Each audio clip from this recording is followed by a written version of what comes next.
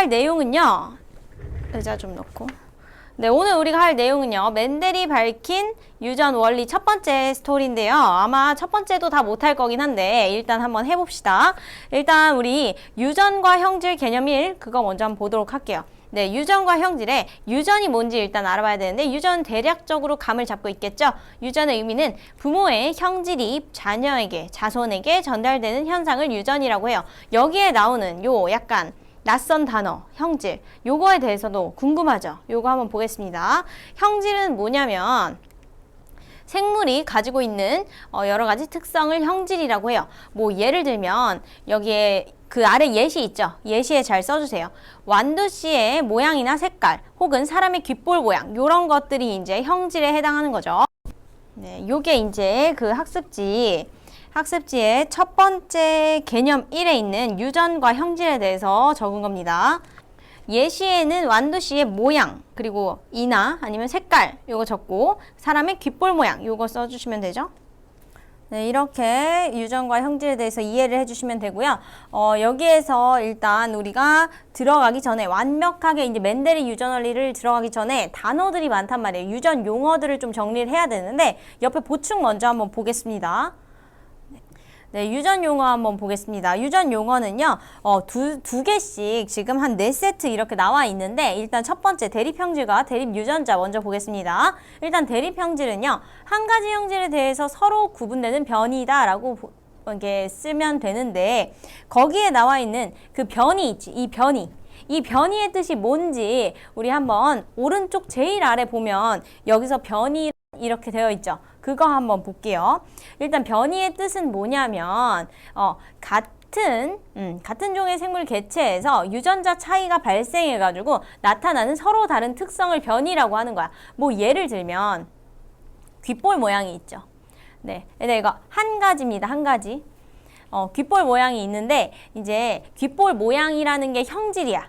귓볼 모양이라는 게 형질이야. 근데 여기에서 이 귓볼 모양이 여러 가지가 있을 수 있잖아. 근데 이제 크게 어떤 거랑 어떤 거가 있냐면 분리형과 분리형 귓볼 요거 그 다음에 부착형 귓볼이 있어요. 요런 거.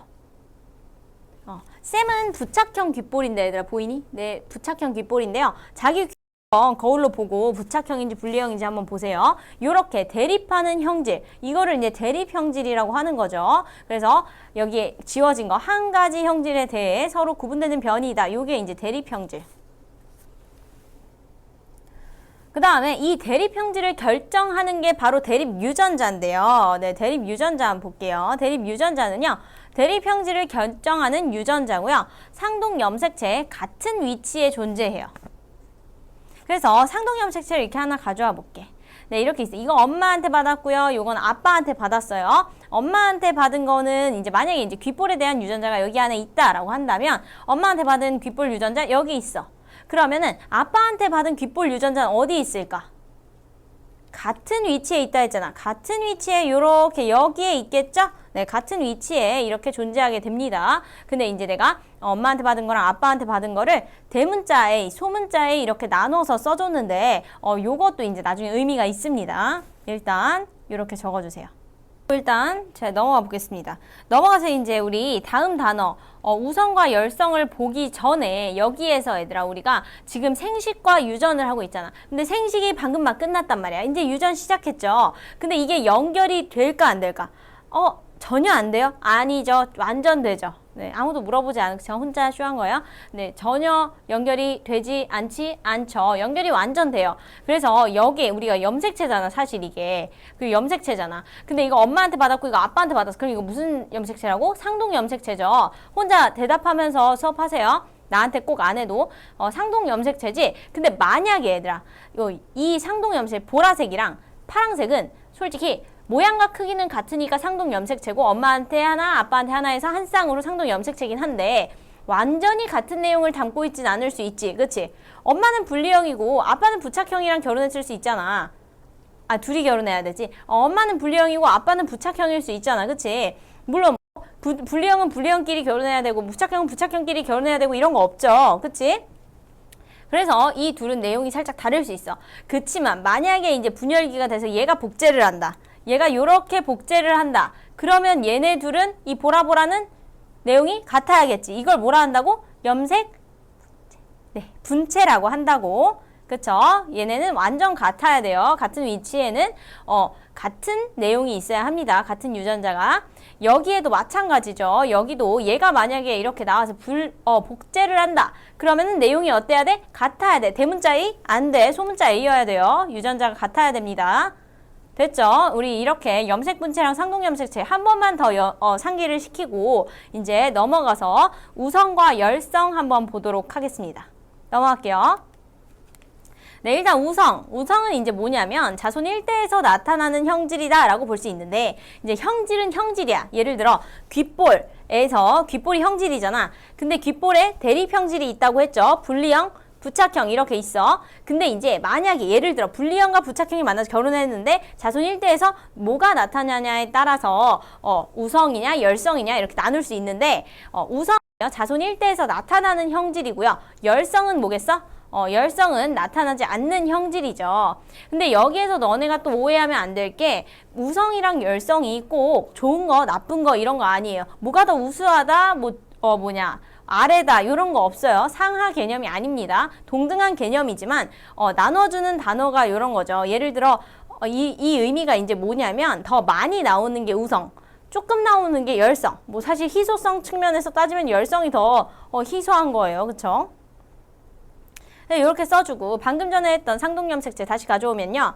네, 내가 이렇게 굳이 구분해서 쓴 이유가 있는데 보라색 상동염색체에 그 귓볼 유전자가 있는 위치에는 대문자 A가 있고요. 소문자 A가 있는 거는 이제 파란색 같은 위치에 있는데 이때 이렇게 둘이 이제 한 쌍으로 내 유전자에 존재할 때 이렇게 둘이 이제 나한테 있을 때 발현되는 게 우성이야. 둘 다 나한테 있을 때 밖으로 드러나는 게 우성이에요. 그러니까 지금 대문자 A랑 소문자 A가 있잖아. 이때 만약에 이 친구가 드러난다. 밖으로. 그러면 나는이 아니라 그러면 이 보라색 여기 요 A 대문자 A가 우성인 거예요. 오케이? 우성인 거예요. 이게 둘 다 나한테 있는데 얘로 드러난다. 그러니까 분리형이랑 부착형이 둘 다 나한테 있어. 근데 분리형으로 드러난다. 그럼 그게 우성인 거야. 실제로도 그래요. 그리고 열성은 이제 스몰 a겠죠. 여기에서 우리가 또 한 가지 캐치하고 갈 수 있는 게 대부분 우성은 대문자로 나타내고요. 소문자로 나타내는 건 열성이에요. 오케이? 너네가 나중에 이제 쓰면서 연습할 때 그렇게 연습을 하시게 될 거고요. 그리고 내가 방금 계속 언급했던 분리형, 부착형 이런 거 있지. 거기에서 분리형이 우성에 해당하고요. 부착형은 열성에 해당합니다. 그러면 쌤은 뭐겠어? 쌤은 열성인 거죠. 그쵸? 각자 자기 귀를 한 번씩 이렇게 만져봐. 자기가 분리형인지 부착형인지 그럼 내가 우성인지 열성인지 한 번씩 생각을 해보면 되겠죠?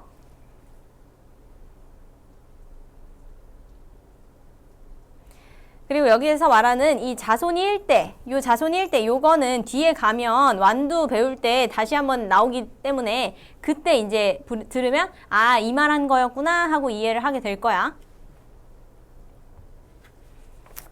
일단 우성 열성까지 했고요.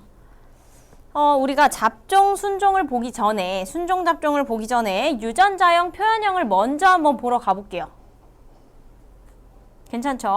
먼저 한번 보러 가볼게요. 유전자형, 표현형. 네, 일단 유전자형 먼저 볼게요. 유전자형은 뭘 나타낸 거냐면 유전자의 구성을 방금 내가 썼듯이 알파벳 기호로 나타낸 거야. 그러니까 A, 스몰 a, 대문자 A 이런 식으로 나타내면 유전자형으로 나타낸 거고 물론 AA 아니어도 BB, 뭐 RR, PP, P는 너무 비슷하게 생겼으니까 YY 뭐 이런 것도 있고 많아요. 그런 식으로 알파벳 기호로 나타낸 건 유전자형으로 나타냈다라고 하는 거고요. 표현형 같은 경우는요. 표현형은 유전자 구성에 따라 겉으로 드러나는 형질. 그러니까 만약에 뭐 RR 요거는 이제 대부분 라운드 둥근 모양 아니면은 뭐 줄 모양 이런 느낌으로 하는데요. 이게 이제 뭐 RR 이렇게 나타나서 여기에 만약에 둥근 모양으로 나타났다. 그러면 이제 둥근 모양 이거는 표현형인 거지. 오케이? 그러니까 유전자형은 알파벳 기호로 쓰는 거고 표현형을 물어봤어. 만약에 이 완두의 표현형이 무엇인가 이랬을 때 RR 이렇게 대답하면 되는데 안 되는 거죠. 둥근 모양입니다. 노란색입니다. 이런 식으로 대답을 해야 되는 거예요. 표현형에는. 겉으로 표현하는 모습을 표현형이라고 합니다. 그래서 예를 들어 완도씨의 둥근 모양과 주름 요런 거 혹은 뭐 귓볼 모양 요런 거. 그러니까 실제로 분리형 귓볼, 뭐 부착형 귓볼 이렇게 말을 하는 거는 표현형 아니면 뭐 A, 스몰 a, 라지 B, 스몰 b 이런 식으로 나타내는 거는 유전자형. 그래서 요거는 이제 너네가 필수로 알아놔야 우리가 앞으로 쭉 유전을 할 수가 있어요. 네, 요거 됐죠? 뭐 많이 적을 건 없잖아, 그지? 그럼 이제 넘어가서 순종, 잡종 한번 볼게요. 이제 순종은 이제 뭐냐면 얘들아 여기에서 약간 여기는 조금 더 내용이 조금 많아요. 한번 볼게요. 한 가지 형질을 나타내는 유전자 구성이 같은 개체예요. 같은 거.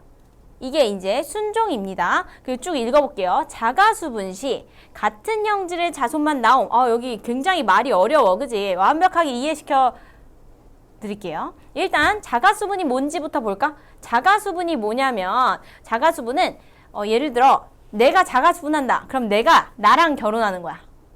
오케이? 그러니까 나랑 교배하는 거죠. 내가 나랑 교배하는 거야. 물론 사람은 이게 좀 힘들지만 네, 이제 그 식물에선 그게 되죠. 그래서 한 가지 형질을 나타내는 유전자 구성이 같은 개체인데 예를 들어 이게 자가수분을 했을 경우에는 같은 형질의 자손만 나온다. 자가수분은 내가 방금 얘기했듯이 유전자형이 같은 개체 사이의 수분이에요. 완전 똑같은 사람끼리 교배를 하는 거죠. 그래서 순종은 주로 어떻게 쓰냐면 유전자형으로 쓰면 어떻게 쓸 수 있냐면 이렇게 쓸 수 있어. 대문자 AA, 소문자 AA. 그러니까 대문자랑 소문자랑 같이 있으면 안 된다는 소리예요. 소문자 BB, 대문자 BB 이런 식으로. 그래서 여기에서 우리가 자가수분을 한번 해보자. 일단 요거를 자가수분 해볼게. 그럼 어떻게 한다고? 그러면 똑같이 얘랑 똑같은 애를 만나게 해주는 거죠. 그치? 이렇게 되면 얘들아 대문자 A밖에 없지. 다 전부 어디 눈 씻고 찾아봐도 대문자 A밖에 없어. 그러면 자녀도 어떻게 나올까? 자손도 다 대문자 A로 나오겠죠. 대문자 A, 둘째도 대문자 A, 셋째도 대문자 A 이런 식으로 나오겠죠. 그래서 같은 형질의 자손만 나옴 이렇게 볼 수 있는 거 순종. 그리고 이제 한 가지 형질을 나타내는 유전 구성이 같죠. 지금 A, 얘네 둘이 같잖아. 그치? 그러니까 얘랑 원래 이 A랑 옆에 있는 이 A가 원래 대립 유전자 관계인데 이게 다를 수도 있단 말이야. 근데 만약에 다를 때 나타나는 게 우성이라는 거고 이때 얘네들이 같다. 그럼 얘는 순종인 거지. 얘네들이 만약에 다르면 지금 나올 잡종인 거죠. 그래서 한 가지를 나타내는 유전자 구성이 다른 개체고요. 얘는 이제 자가수분하면 어떻게 되냐면 우성 형질이 있는 자손, 그 다음에 열성 형질이 있는 자손 모두 나온다라고 볼 수 있는데요. 요것도 이제 여기도 약간 복잡하니까 이해를 시켜주면 일단 얘는 예시가 이렇게 있고요. 섞여 있죠. 지금 섞여 있지. 대문자 A끼리 아니죠. 대문자 A, 소문자 같이 있죠. 대문자랑 소문자랑 같이 있으면 잡종이야. 물론 이것도 좋고 나쁘고 이런 의미는 아닙니다. 그래서 이게 다른 거죠. 유전자 구성이 다르고 얘를 만약에 자가수분한다. 얘랑 똑같은 애랑 만나게 해야 되는 거죠. 이러면 얘들아 분배 법칙 한다고 생각하면 돼. 얘 A랑 얘랑 만날 수 있지. 그치? 그 다음에 이 A가 얘랑도 만날 수 있어. 그쵸? 그러면 A 될 수 있고요. 그쵸? 그 다음에 A에다가 스몰 a 만날 수도 있고 그 다음에 얘는요. 요렇게 만날 수도 있고 요렇게 만날 수도 있잖아. 그러면은 A. 근데 물론 이거는 대문자를 먼저 앞에 써주긴 해요. 이렇게 돼도 A 이렇게 써줘. 그럼 얘가 이제 두 개인 거죠. 그 다음에 스몰 a도 있었잖아. 이렇게 A 이렇게 이렇게 다양하게 나올 수 있죠. 그럼 여기에서 지금 봐봐. 내가 쓴 것 중에 쌤이 쓴 것 중에 얘는 지금 얘랑 요거 그리고 얘는 다 지금 대문자 A가 있고요. 이거는 우성이라고 했죠. 우성 형질이 있는 자손. 그쵸? 그 다음에 열성 형질만 있는 자손. 요렇게. 모두 나온다라는 거죠. 물론 여기도 A, 소문자 A, 대문자 A는 들어갈 수 있겠다. 열성 형질이 소문자 A, 대문자 A도 있으니까. 여기서 순종은 이제 요렇게 있잖아. 근데 얘들아 우리가 여기에 보면 한 가지 형질을 나타내는 유전자 구성이 같으면 순종이라고 했죠. 근데 이제 지금 어떤 질문이 들어왔냐면요. 잠깐만. 네, 어떤 질문이 들어왔냐면 예를 들어 이제 우리가 앞으로 배울 건데 R, Y, Y 뭐 이런 게 있고요. 뭐 R, Y, Y 뭐 이런 것도 있어. 근데 얘네가 지금 알파벳은 다르잖아. 앞에 거랑. 근데 얘가 이제 이제 우리가 완두에서 배울 거는 이제 둥그냐 주름지냐 이거를 결정하는 건 요거고 노랗냐 초록색이냐 이걸 결정하는 게 뒤에 있는 거거든. 그럼 얘네는 각각 다른 형질을 나타내는 유전자들이란 말이야. 그래서 얘네 둘이 서로 똑같은 것끼리 이루어져 있기 때문에 요런 경우는 둘 다 순종이에요. 순종. 네, 내가 머리로 가렸죠. 순종. 얘는 다 순종이야. 근데 여기에서 만약 이렇게 두 가지 형질을 같이 쓸 때 잡종을 만들고 싶다. 그러면은 뭐 요런 거죠. 네, 요렇게 순종과 잡종까지 봤고요. 이제 단어는 다 봤어. 그럼 이제 우리가 괄호 3번에 있는 혼합설과 입자설로 썰이라 하니까 좀 그렇네요. 네, 혼합설과 입자설로 한번 가보겠습니다. 그럼 멘델은 어떤 설에 더 의존을 했는지 알 수 있겠죠. 그럼 넘어가 보겠습니다. 네, 넘어가서 이제 유전과 형질에 있는 혼합설과 입자설 다시 보겠습니다. 3번. 여기 보시면요. 혼합설은 뭘 의미하냐면 혼합설은 물감이 섞이듯 두 부모의 형질이 섞여서 자손에게 전달된다. 이런 건데 예를 들어 이런 거지. 쌍꺼풀이 아주 진한 엄마와 쌍꺼풀이 없는 아빠가 만나서 쌍꺼풀이 생기다만 아이가 태어났다.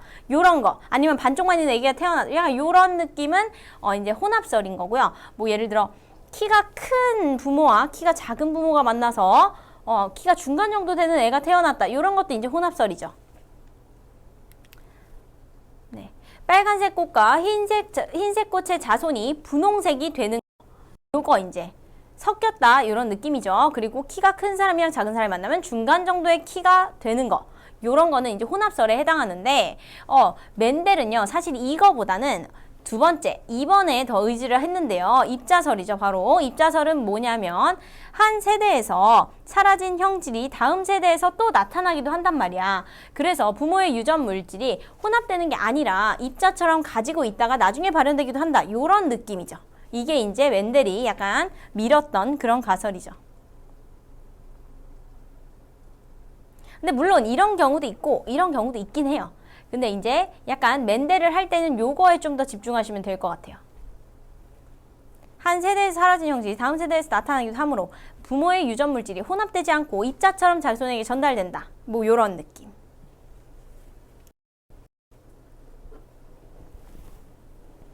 뭐 약간 요런 느낌이죠. 그러니까 잠시만.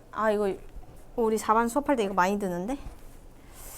네, 뭐 요런 느낌이죠. 예를 들어 뭐 엄마가 이제 엄마는 A 뭐 이제 근데 이거 나중에 하긴 하는데 일단 그래 좀 적어 보면 A 뭐 아빠가 이제 아빠도 이제 같은 형질에 대해서 가지고 있어야 되니까 A 이렇게 있을 때 뭐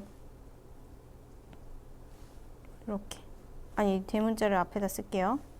아빠는 요렇게 가지고 있을 때 얘가 이제 나한테 이제 자손들한테 전달이 되는데 뭐 누구는 A를 가졌고 누구는 뭐 A를 가졌어. 이렇게. 근데 이렇게 하나하나 독립적으로 입자처럼 전달된다는 게 요건 거고 얘는 이제 얘네가 섞인다. 막 빨강색이면 흰색이 만나면 빨간색, 흰색, 분홍색 이런 식이 아니라 그냥 분홍색이 나오는 거다. 요런 느낌으로다가 하는 게 혼합설인 거예요. 알겠죠? 네, 넘어가서 이제 우리 멘델로 진짜 들어가 볼게요. 네, 멘델의 한 가지 형질에 대한 순종 완두 교배 실험. 네, 이 실험 내 이름부터 좀 길죠. 이 멘델은 얘들아, 멘델이 뭐야? 사람 이름이에요? 네, 이 멘델이 한 거야, 이 실험을. 그때 우리 먼저 얘가 이제 계속 완두를 써요. 완두. 네, 완두를 실험으로 쓴 이유, 완두를 실험의 재료로 사용한 이유를 한번 볼 건데 왜 완두를 썼냐. 일단 완두는요 5가지 이유가 있죠. 거기 완두는요 약간 그런 느낌으로 읽어줘야 돼. 밀리 이런 이거 알아 혹시? 미안. 네, 완두는요 일단 세대가 짧아요. 그러니까 빨리빨리 이제 아가가 생긴다는 거죠. 아가라고 하니까 좀 자손이 생긴다는 거죠. 그 다음 한 세대가 짧아. 그러니까 빨리빨리 회전을 할 수가 있겠죠. 자손의 수가 많아. 그러니까 경우의 수가 이렇게 많이 나오는 거야. 사람은 한두 명밖에 안 낳는데 얘네는 막 엄청 많이 나오니까 좀 더 통계적으로 효율적이죠. 그 다음에 세 번째, 대립형질이 뚜렷하다. 그러니까 사람 같은 경우는 키 크고 중간이고 뭐 평균이고 좀 작아. 근데 이제 완전 작은 건 중간보다 좀 작고 누구는 엄청 작아. 막 이렇게 다양하잖아. 근데 이제 완두 같은 경우는 노랗거나 초랗거나 노랗거나 초록색이거나 둥글거나 쭈글거리거나 이런 식으로 명확하게 나눠져요. 그래서 이제 자주 사용하고요. 여기서 사용한 거고 그 다음에 재배하기 쉽죠. 실험하기 쉽겠죠, 그럼? 그 다음에 교배 조절이 용이하다. 그러니까 내가 원하는 대로 교배를 시킬 수 있다는 거지. 그게 이제 이렇게 5가지 특징. 완두를 사용하는 이유. 네, 한 세대가 짧고 자손수가 많으면 대립형질이 뚜렷하고 재배하기가 쉽고 수분 조절이 용이하다. 네, 넘어가서 과정 보겠습니다. 과정은요, 너네랑 똑같이 이렇게 한번 나타내 볼게요. 네, 일단 여기에서 하나씩 한 줄씩 읽어보면 일단 1번에선 뭘 하겠다는 거냐면 자가수분을 계속한대. 자가수분 뭐였어? 아까 했었죠. 자, 유전자의 같은 것끼리 교배시키는 거야. 이렇게 계속하면은 어떻게 되겠니?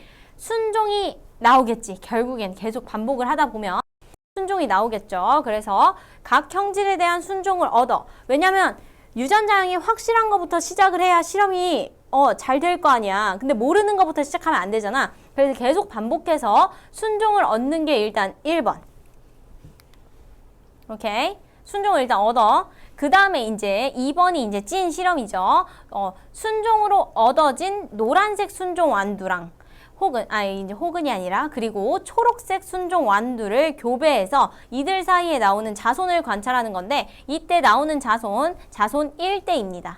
오케이? 그러니까 사실 아까 나왔던 그 우성 열성에서 자손 1대에서 나타난다 안 나타난다 이게 무슨 소리냐면 자손 얘네 노란색 순종 완두랑 초록색 순종 완두를 교배했을 때 나오는 자손 1대 있지. 그 순종 완두의 색이 우성인 거죠.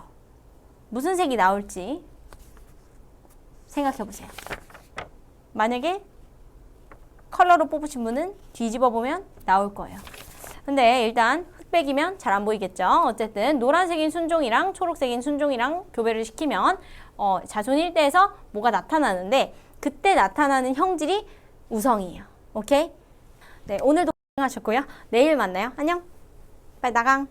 돌바퀴 제. 얘기